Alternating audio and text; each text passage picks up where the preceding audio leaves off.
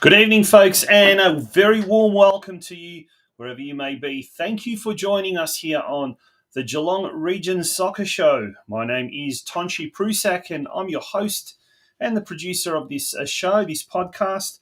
And can you believe it's already episode 17? The year is absolutely flying, and we are, well, pretty much in the middle of winter. But the action certainly is hotting up on and off the field around the Geelong region.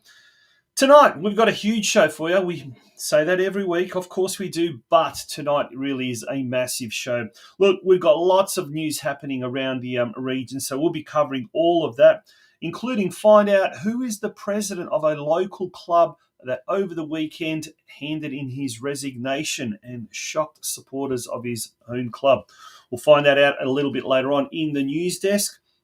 We've also got Matilda, a local Matilda, Kyra Cooney-Cross, last week came back to the region and was involved in a Coerver Coaching Geelong clinic where something like 150, 160 kids rocked up midweek, and it was an astounding success held at the Surf Coast Football Club.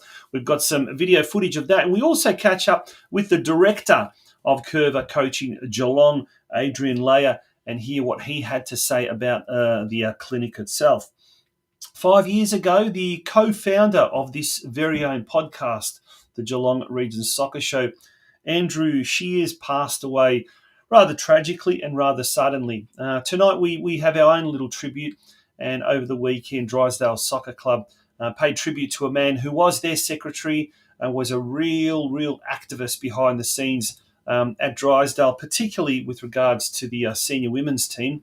He's also registrar for the FC Leopold Club, long-time involvement. He had a long-time involvement with the Bell Park Soccer Club as well, and indeed held the esteemed position of Town Crier of Geelong for more than 25 years.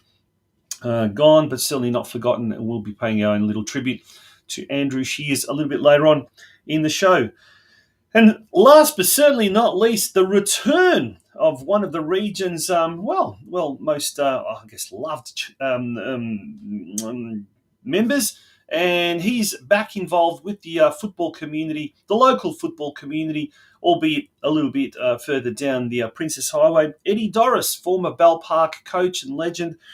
He is now back involved with local football in the capacity of senior head coach at Colac Otway Rovers. And as we speak, he's just coming off the training track where the Colac Otway Rovers are having their second female football session, which was a huge success last week. We'll find out a little bit more about tonight's session a bit later on from Eddie himself. He'll be joining us to talk about all things football down Colac Otway Way, and also the precursor of what we hope will be the inaugural senior women's team at Colac Otway Rovers, but also some of the trials and tribulations they're experiencing down at Colac, particularly with regards to, surprise, surprise, facilities. Yes, a lot to look forward to, folks. Heaps coming on the show tonight. That was the introduction, and now it's time for the news desk after this short message from our major sponsor, the Gordon. Your future is in your hands. There is a whole world waiting for you, and your choices determine how you will impact it. At the Gordon, we recognise this. That's why we champion hands-on learning. Get your hands dirty. Grab what's in front of you. Learn by doing. Turn your passion, your ideas, and mould them into your creations. You'll be supported the entire way. You'll grow your skills in small classes, guided by teachers who are industry experts. You'll learn in state-of-the-art facilities or out in a real-world workplace setting. Your hands-on experience will increase your understanding and put you ahead of your university peers. You'll graduate work-ready, and you'll graduate sooner, with a huge range of qualifications to choose from and support services to enable your success. Now is the time to continue your learning journey. At the Gordon, your future is in your hands.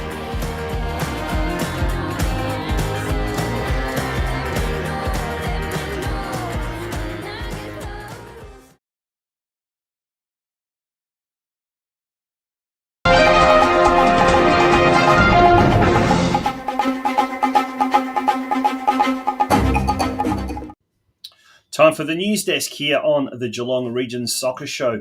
And as we do each week, let's start off with the Media Watch and see what is happening locally as well.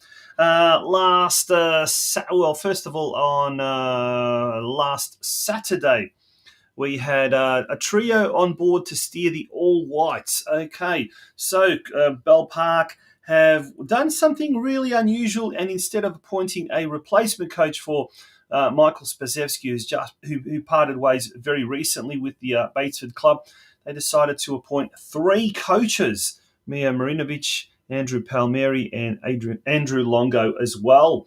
In today's paper, Eagles fly past Otway. Coerver Soccer Club record a very valuable 3-1 win over Otway in State League 1 action to move away from the dreaded relegation zone. Great story there, and well done to Coerver. Last week, we had Rangers look to build on 2 wins. This was in Friday's edition. The Geelong Rangers, after has a rather disappointing first half of the season, they did defeat Uni Hill Eagles in the opening game of the season. And then in the last game before the mid-season break, they defeated Hoppers Crossing. On the weekend, they were looking to make it 2 wins against Uni Hill Eagles. Good news is they didn't lose, but the bad news is it wasn't a win, it was a draw. And then last Friday's edition, was it? Matilda inspires kids ahead of medal tilt. It was talking about Kyra Cooney-Cross and her appearance at the Coerver Coaching Geelong clinic last Wednesday. A huge success, and we'll be talking a little bit more about that a little bit later on in the show. Speaking of Coerver Coaching Geelong, there was an advertorial in the Geelong Times last Friday talking about the programs, the holiday programs coming up in Geelong and on the Surf Coast as well. We'll be hearing a little bit, as I said, a little bit later on about that when we speak to ADRIAN LEIJER, or when we hear from ADRIAN LEIJER a little bit later on in the show. Turning our attention now to the Victorian Premier League. First of all, the men's edition or version, which is played on Sunday.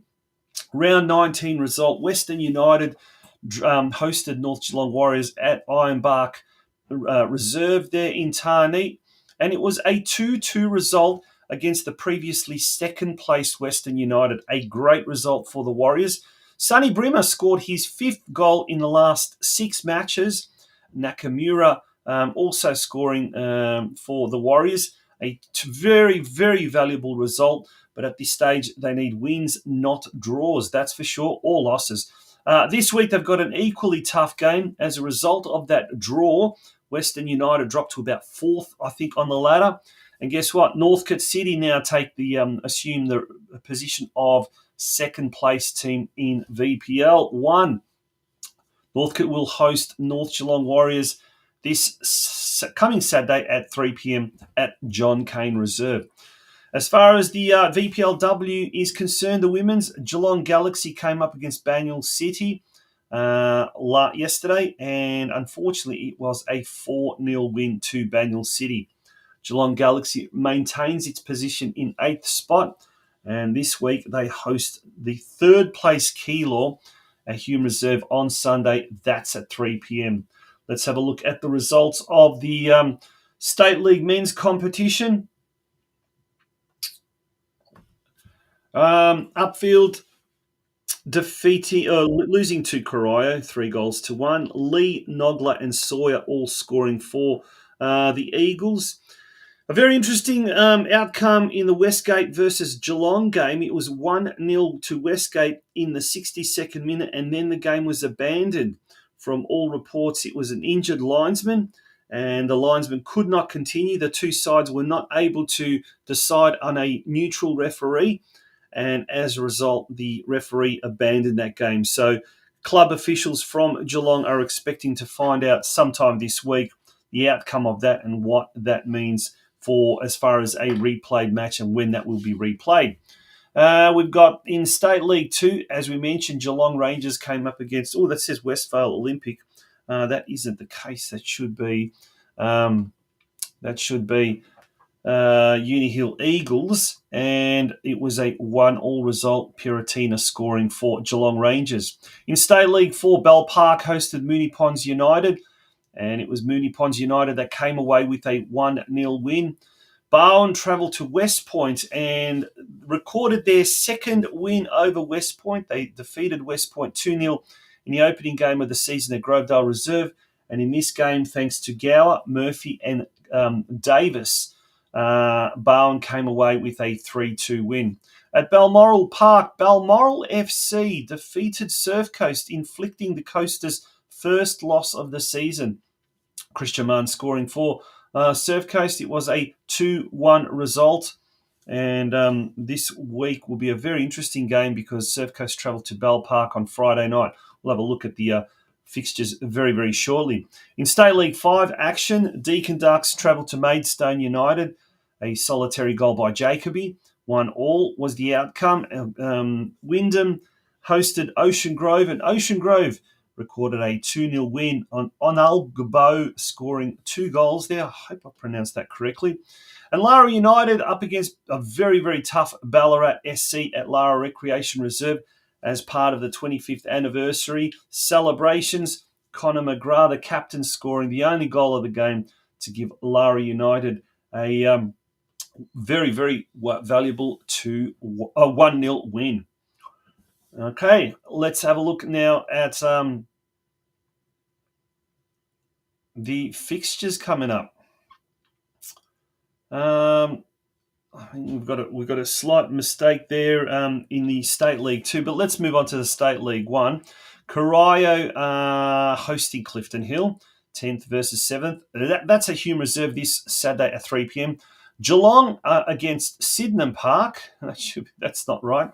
That's at Stead Park at 6 p.m. And it's Westvale Olympic hosting Geelong Rangers. Westvale Olympic are second.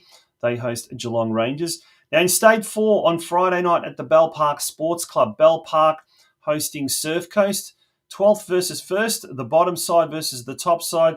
But when it's a local derby, all form goes out the window. Should be an absolute beauty. If you're doing nothing this Friday night, do venture over to the Bell Park Sports Club at 8:30 p.m. Will be an absolute fantastic game, that one, no doubt.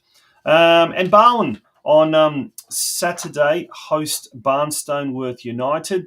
Barnstoneworth United inflicted a 4-0 win over the previously second-place Keilor Wolves. Well, they're still second place, the Keilor Wolves, but Barnstoneworth United were bottom. So this is not going to be any easy game, that's for sure. No doubt that'll be a tough game. Expect a tough game there. We've also got moving along to State 5, Ocean Grove hosting Gisborne, the third place Gisborne. That's going to be a tough game. Shell Road Reserve at 3 p.m. Ballarat hosting the Deakin Ducks, 10th versus 2nd at Tricado Park in Ballarat at 3 p.m. kickoff. And then Lara United are at home to Bendigo City on Saturday night, Lara Recreation Reserve at 6 p.m. Alrighty, we're going to take a very, very short break. Before we after we return, then we'll have a look at the State League Women's competition. We'll also have a look at the local leagues as well.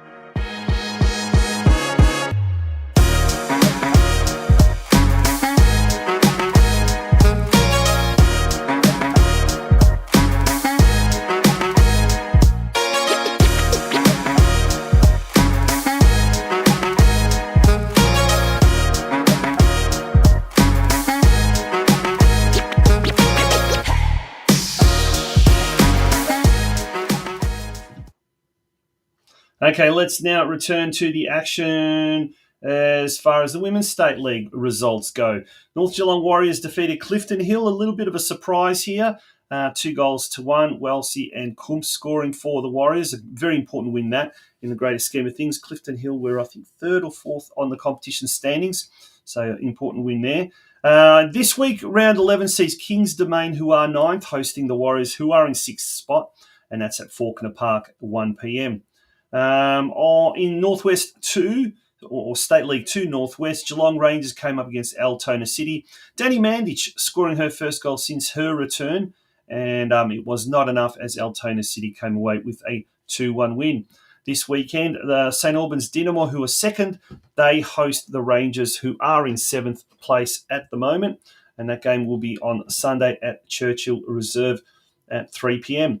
Let's move along now to the local competition. And we have a look at the, first of all, we have a look at the men's competition. The results there. Geelong Rangers 0, Bell Park 2, Lara United 2, defeated by Geelong 3.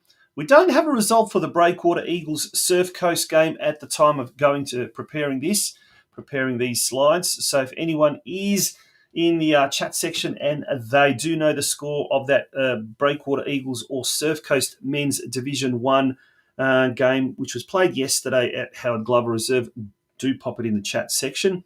Armstrong United and Barwon fought out a 0-0 draw. Over to the right-hand side of the screen, the results there. FC Leopold hosted Barwon, and Barwon came away with an emphatic 13-0 win. Surf Coast defeated Corio Bay 2-0 at Evans Reserve. Table-topping Bell Park defeated Ocean Grove 2-1 at the Bell Park Sports Club, and that was the Saturday evening game, which kicked off at 5 p.m. And then at Lara Recreation Reserve, also a Saturday evening game, which formed part of the anniversary celebrations. Lara United defeated Deakin University 4-3. Let's have a look at the ladder. First of all, the men's competition. Bell Park on top with 13 points, 3 ahead of Armstrong United, followed by Lara United and Geelong making up the top 4. Just outside the top 4, we've got Surf Coast, Barwon, Geelong Rangers, and then the Breakwater Eagles at the bottom. If we turn our attention now to the women's competition, Bell Park are also on top of the competition standings in Division 1. 5 wins from 5 games. You can't ask for anything better than that. Barwon are in 2nd spot, 4 wins and only 1 loss. And then we've got Lara United and Deakin University, who've got 3 wins and 2 losses each. And then outside the 4, we've got Ocean Grove, Surf Coast, FC Leopold, and on the bottom, Corio Bay, making up Division 1. During the week, Charlie Harper from Geelong Soccer Club found out that he'd also been selected by the Football Victoria Talent Identification and Development Centre, i.e. the TIDC, to represent Victoria at the FA National Youth Championships to be held in Wollongong from the 15th to 21st of July. Shining Moon and Benson Chico, his teammates there at Stead Park, they were earlier selected in that team. And also selected was Cody Hodge, who is currently on the squad's emergency list. If you would like to do a coaching course, a foundational football course, there is one coming up on Sunday, the 14th of July, at the Sebastopol Vikings Football Club, St George's Reserve in Ballarat. That course will be held from 9 o'clock till 5 p.m. It's $100 per person, and it is a prerequisite for the C diploma. For more information, go to www.footballgeelong.com and you get all the information that you need there. A bit later on, there's a special report prepared about Kyra Cooney-Cross's appearance at the Coerver Coaching Geelong Clinic last week. We've also got an exclusive interview coming up with Eddie DORRIS. There he is on the right-hand side. He is the Colac Otway Rovers senior head coach. So we'll be speaking to him a bit later on. Time for a little bit of a break. When we return, it's a special report about Kyra Cooney-Cross, the local Matilda, who attended a coaching clinic last Wednesday with something like 160 kids at the Banyulwarri Reserve in Torquay. The world is yours. So work hard, and you can have whatever it is you want.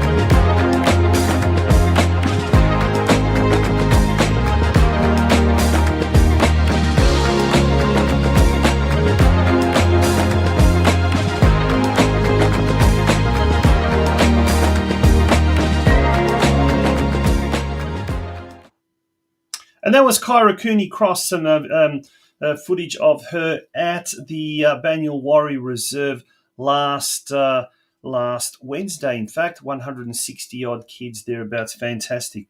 I do stand corrected. I may have said that Coorong was 10th. They were not 10th. This is in Men's State League 1. They are, in fact, in 9th position. I do believe at the time of preparing those slides earlier today, not all the results were in. I may stand corrected on that, but not all results were in. And at the time, Coorong may have been in 10th position, but since then we've had all the results updated, bar that Geelong versus Westgate game, which no doubt will be replayed at a later date. Thank you to Dragan and Veshko for bringing that to my attention. And also thank you to Benjamin Wilson, who in the chat says it was Breakwater 0, Surf Coast 3. Thank you very much for bringing us up to date with that result. So we have got all of those results in from the Men's Division 1. it has been a really difficult, I guess, with whether it's the referees and the clubs have said to me, a lot of club representatives have said to me, it is the referee's job to update, and in some cases they even cannot intervene and do the updating. So it makes it a little bit difficult. Hopefully one day Football Victoria will have some form of a system that is so much better than the current one. On the Monday that not all results are in, it's incredible. Anyway, earlier today I caught up with ADRIAN LEIJER, the director of Coerver Coaching Geelong and one of the show's sponsors. And this is what he had to say about last Wednesday's hugely successful Coerver Coaching Clinic at the Banyul Warrior Reserve in Torquay North. Yeah, it was huge. Awesome for the kids, and I think just seeing the smiles, the tears, the laughter, the joy, and the excitement of meeting Kyra. And I've had a lot of feedback from parents saying how much it's inspired the kids, which for me was the whole purpose and the whole goal of it. And it's been, it probably overwhelmed me a little bit because it was such a huge night and really, really, really cool for the kids, and it went really well. Yeah, we had 160 kids all up, which was amazing. That sold out within 24 hours. So it was very exciting. 130 of those were girls, which was even better. So it was a really cool night. And there were kids there who were just starting out in the game. There were girls there who've been playing for a long time and pretty established in the game. But it was a nice night for everyone. We had a 30-minute Q&A with Kyra. They all had a chance to get a photo, an autograph. And then we went and did a really good hour-and-a-half Coerver session. So it was great from that perspective as well, because a lot of the kids got to see Coerver for the first time, which I think was really important. And they left, I think, really impressed, and hopefully see them back. We will be having special guests. We get them at every camp. At the moment, I can't confirm because I wait until the last minute because of athlete circumstances. So we will have a guest at both Torquay and Geelong, and they kick off next week.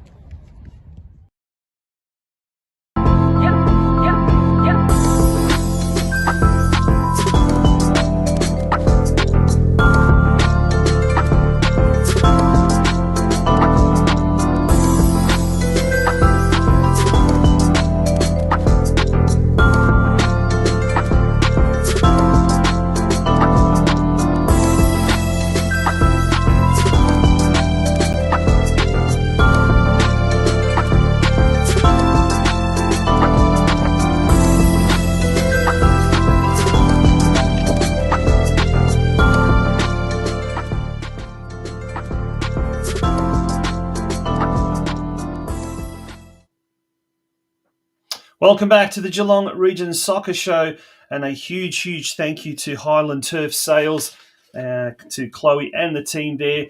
They recently extended their advertising sponsorship of the show from 10 episodes to a further 10 to make it 20 episodes in total.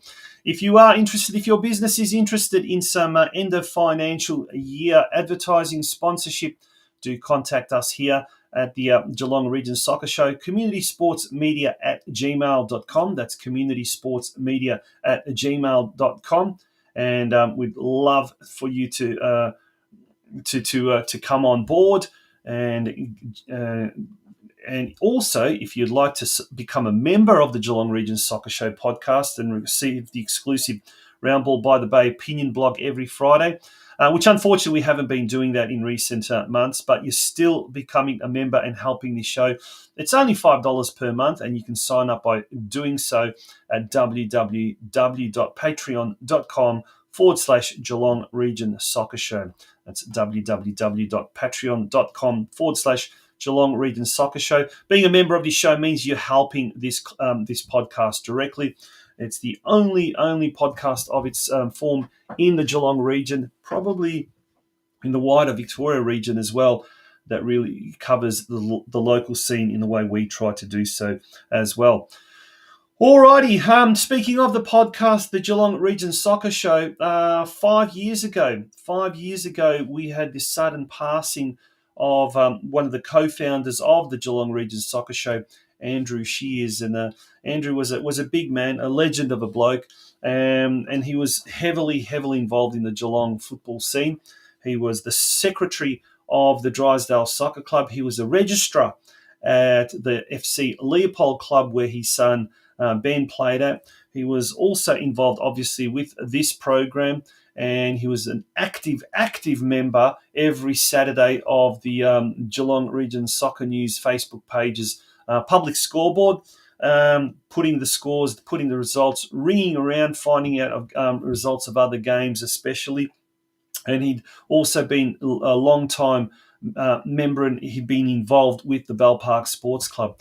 He passed away rather suddenly, and here we go. So Drysdale on the weekend paid the tribute to the 5th anniversary of the passing of the club legend. This is what they wrote on one of their posts.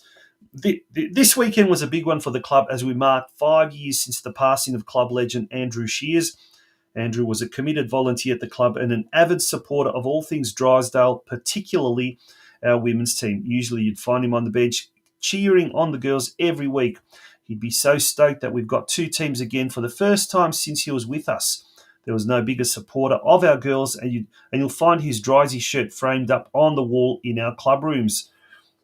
To commemorate Shearsy, our senior women wore black ribbons in their hair to remember him this weekend, a team that includes his daughter Isabel.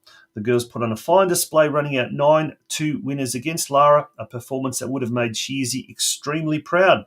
Following this, on Sunday, our senior men played top of the table Coerver Bay. The boys wore black armbands and held a minute's silence before the game to commemorate the great man.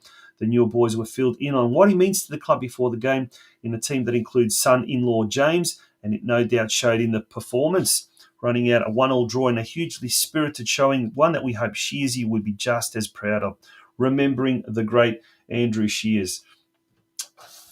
And there it is. There's a photo of the great man himself, and the post that was posted as well. And to take a trip down memory lane, that was the post 5 years ago when we broke the news of his tragic passing.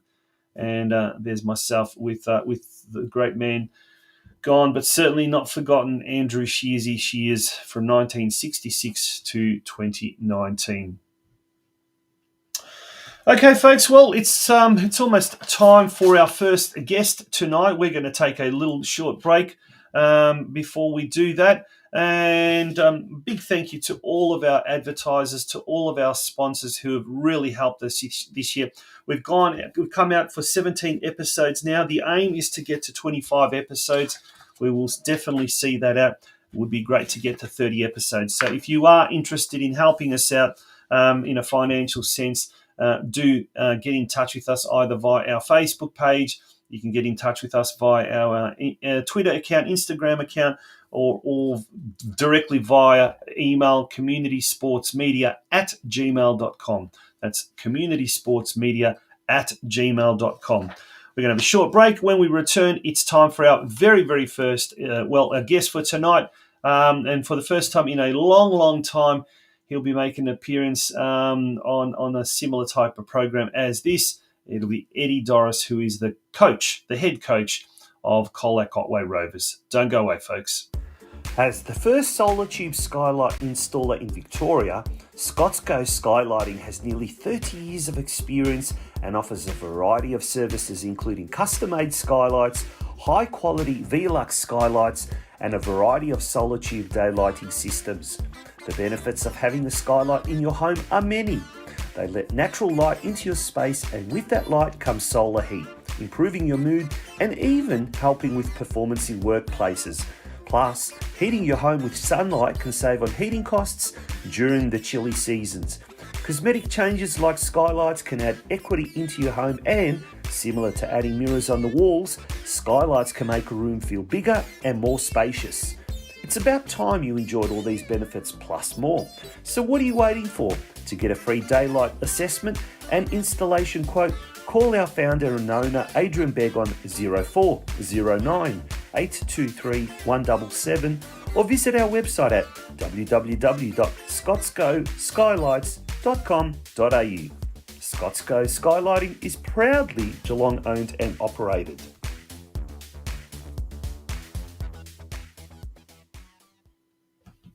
Well, welcome back to the Geelong Region Soccer Show, and it's time now to greet our first guest for tonight, Eddie DORRIS, a man who is well known in Geelong football circles. It's an absolute pleasure to have your company on the show tonight. How are you, Eddie? I'm going well, Tonsi. Thanks for having us on. Yeah, it's been a long time between drinks. I think the last time we spoke on air, it was when the Geelong Soccer Show, the predecessor to this program, was in fact just a radio show on Pulse, and you were coach of Bell Park, and I think you just won the promotion or something like that back in the day. Yeah, it was back in 2008, I think it must have been. Oh. We had, I was coaching the seniors there, and we just won promotion. I think I was on that Sunday night, so I do have a memory of that, and it was a great show. Yeah, a vague memory. That's right. It was. You guys came into the show. I think there was into the studio. I think there's quite a few of you. Before we talk about what you're doing these days. Bell Park, they're struggling a little bit at the moment. Bottom of State League 4. They've just had a recent change of coaches. It's a bit sad to see them struggling, isn't it? They're such a rich club with rich history.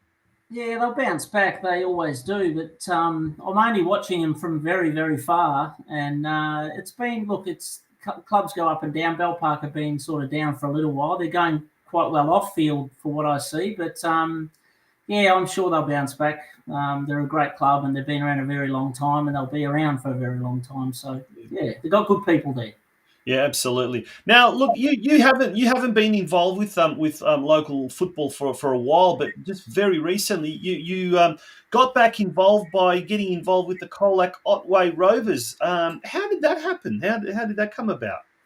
Yeah, it was interesting. I mean, I moved from Geelong into Birregurra, which is probably 20 minutes outside of Colac.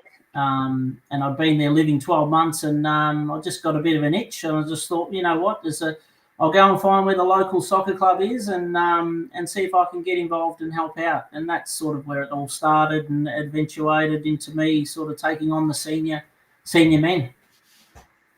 Yeah, now, fantastic thing this year that the senior men, there are 2 senior men's teams this year, which is a huge achievement. Let's talk about that first of all. Obviously, the numbers are really increasing.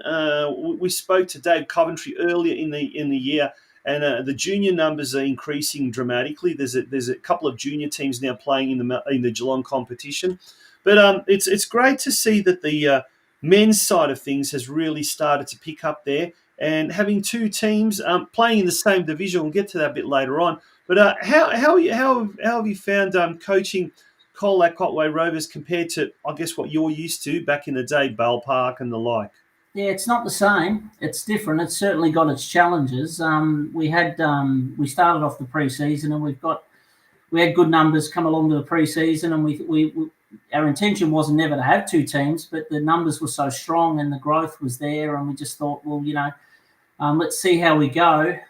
We've got 40-odd registered players over 2 teams, which is unbelievable for the growth for the area. In saying that, it comes with challenges. We have a lot of those guys which are, they're travelling, a lot of international players who are, here for work. So their commitment is to work.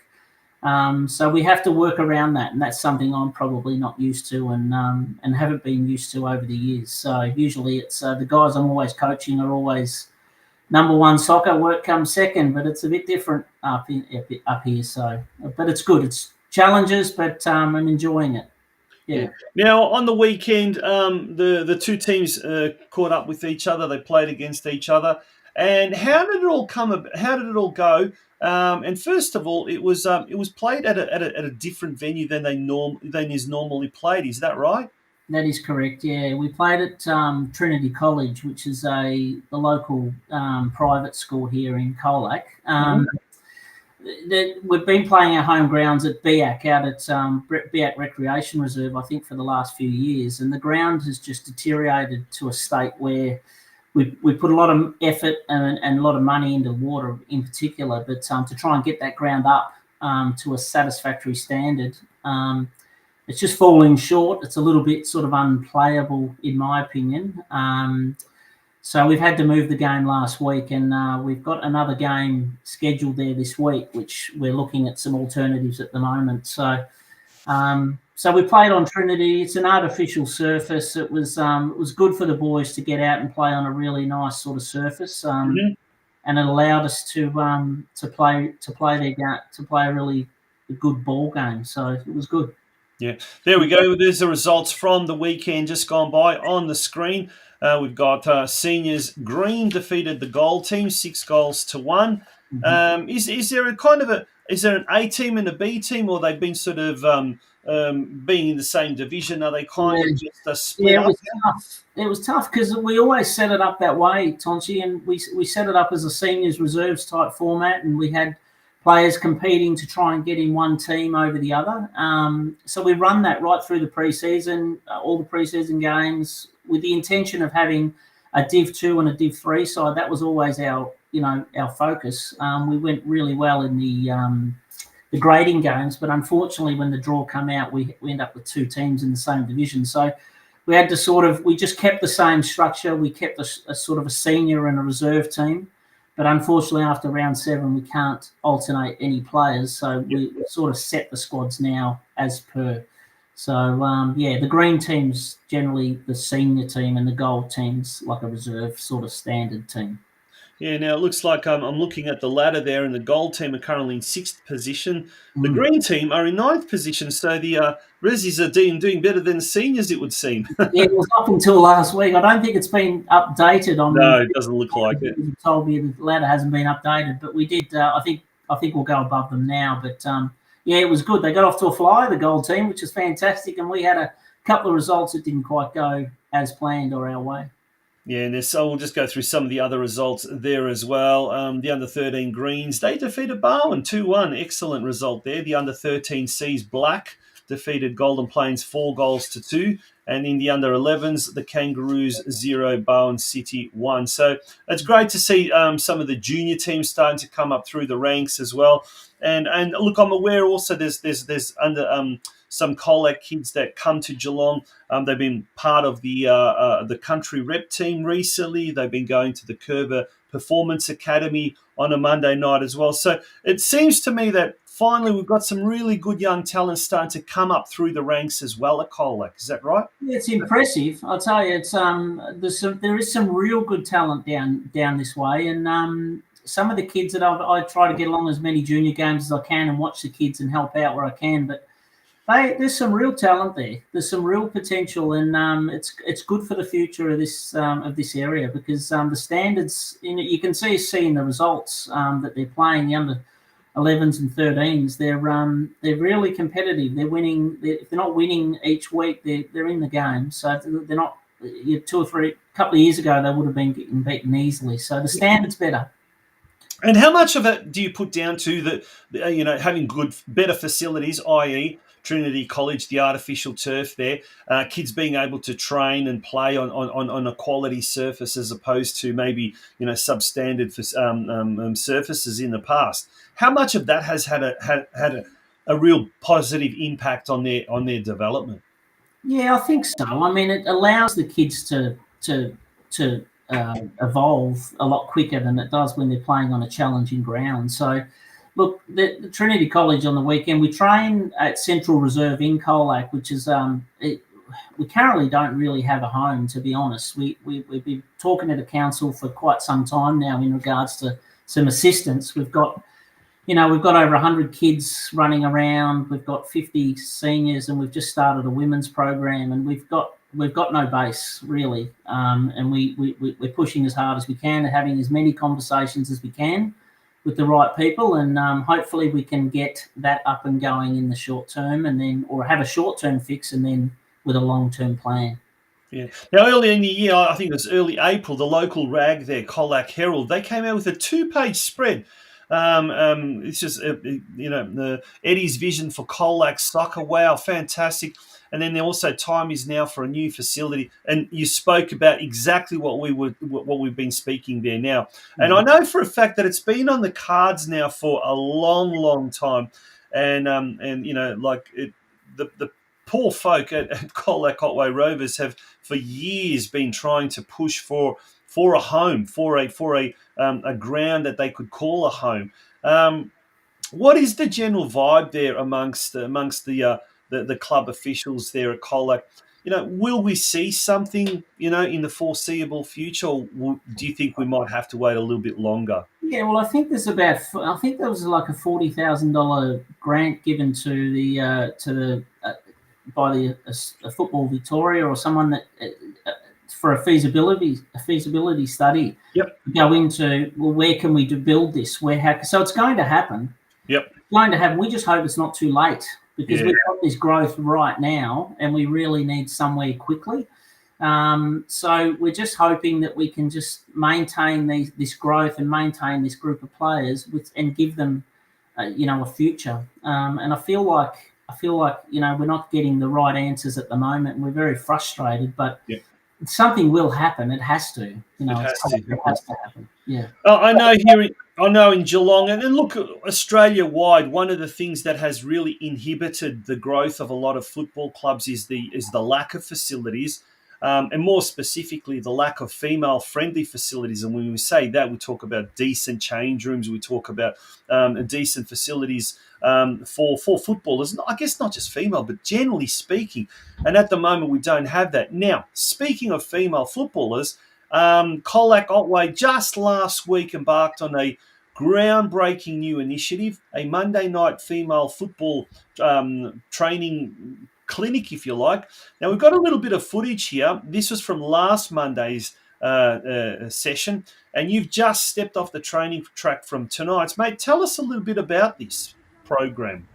Well, that we sort of added down for next year, to be honest. And we thought what we'll do is we'll look to, at the start of this year, we toyed with the idea of having an under-13 girls team, and we had some interest, and we had half a dozen girls. It wasn't quite enough to pursue, but then there's been a lot of interest from the women. So we thought we'll just combine the two. We'll run it throughout the year. We'll just have a training session on a Monday night, put together some skills sessions, and we'll see how it develops and how it goes. And it's been so well received. We had 16 girls there again tonight. We had 14 or 15 there last week, and we've got new girls coming all the time, and we've got interest. So fantastic! It's just another example of the growth in this area for the game. I mean, there's so much interest and so much passion for the game. It's fantastic. It's great to be part of. To be honest, it's very exciting. Yeah, Eddie. Now you mentioned about the it started last week, and already the numbers are increasing after just 2 weeks. There's more girls that are interested in attending. Is a plan to go for a certain amount of weeks, or is it going to just go ongoing until the end of the season? Yeah, I think we'll probably just keep running it, to be honest. I mean, I spoke to a few of the girls tonight, and they're happy just to keep training and just keep, a couple of the girls were mentioning, is it possible we can organise a game or a practice game here or there? So we've got a club day coming up in the second half of the season where we'll have a Legends game and a bit of that could be an opportunity to give the girls a game, see if we can get one of the Geelong clubs to come down and possibly give the girls a game, because there is potential there. There's some talented girls amongst them as well. Yep. So I've been quite surprised. We could easily put a team together, but that's only based on 2 sessions. So the interest is high. The excitement is there.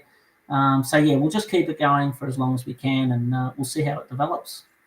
Well, if we can get any Geelong clubs interested in making the trek down to Colac, I know with the men, they all love it.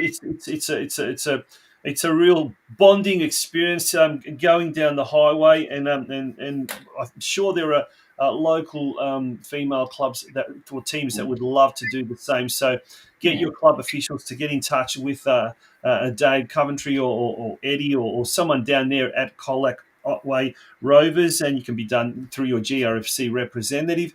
It would be great to have something like that, to facilitate something like that, and I'm sure it would be a raging success. Eddie, thank you so much for joining us on the Geelong Region Soccer Show. Really, really appreciate it. And it's great to see you back involved with football after so many years. One of the things, I guess, today when we announced that you were coming on the show, it was great to see so many comments from people that do know you and have either played with you, played against you, worked with you, whatever whatever the case may be, expressing a real, happiness, satisfaction that you're back involved in local football. Yeah, well, that's really nice to hear. It has been a long time out of the game, and just being involved this year, we're interacting with some other clubs, and I'm starting to see people that hadn't seen for quite a few years. So it's been a good experience for me as well. So I'm very thankful for that opportunity that the Rovers have given me. Yeah, awesome, mate. On that note, thank you once again, and we look forward to catching up with you, and look forward to hearing some more good stuff coming out of Colac. And let's hope that women's program on a Monday night can really, really grow and form what we hope to be an inaugural senior women's team next year. Yeah, hopefully. Fingers crossed. Good on you. Eddie DORRIS, a true legend of the local game. Great to have Eddie back involved in local football. And it's great to have him on the show, on the Geelong Region Soccer Show. Folks, we're going to take a very, very short break. But before we do, over the weekend, one of the local clubs, posted up on their official Facebook page the sudden news that their president had called it quits, had decided to resign from his post, unfortunately. Ocean Grove Soccer Club president Craig Wright, who is a great friend of the show, who we've had on this show, in a post on Saturday wrote, "Hi everyone, it is with great sadness that I resign as president effective immediately. I have loved doing what I do and I am absolutely heartbroken it has come to this. It's clear that the direction that I and the committee want for the club is not shared by some, and that is affecting our efficient running of the club. I wish you all the best for the season. Cheers, Craig." Well, Craig, on behalf of everyone here at the Geelong Region Soccer Show, thank you for your support of the program here and for what you have been doing for the region here. He was involved in the recent Geelong Community Country Championships team, along with Tyler Stavenuta, overlooking the boys and girls rep squads. And he was also involved with the Geelong Region Football Committee subcommittee that looked at the grading system and also the structures of the local league. So he certainly did a lot for the region, and hopefully Craig is not lost to the local football region.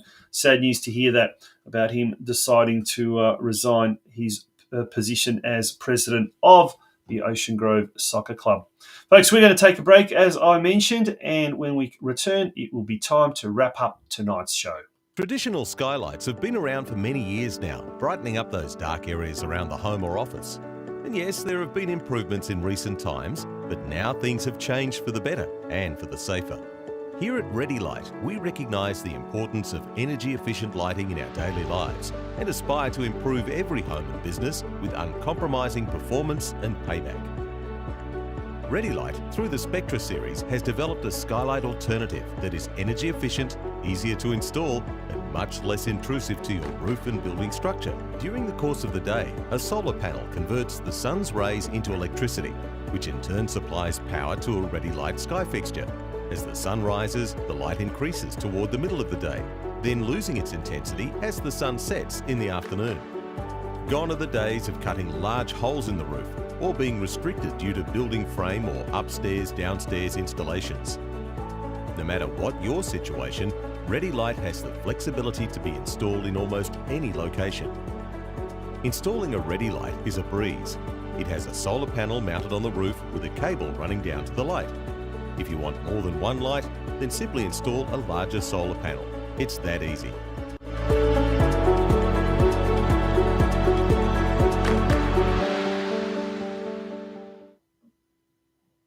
And that, folks, brings us to the end of this week's edition of the Geelong Region Soccer Show. We certainly hope you enjoyed tonight's show, and we look forward to your company again next Monday night at 8 p.m. for yet another episode of the local weekly podcast. On behalf of everyone, good night. My name is Tonchi Prusak. It's been a pleasure being with you tonight. Bye-bye.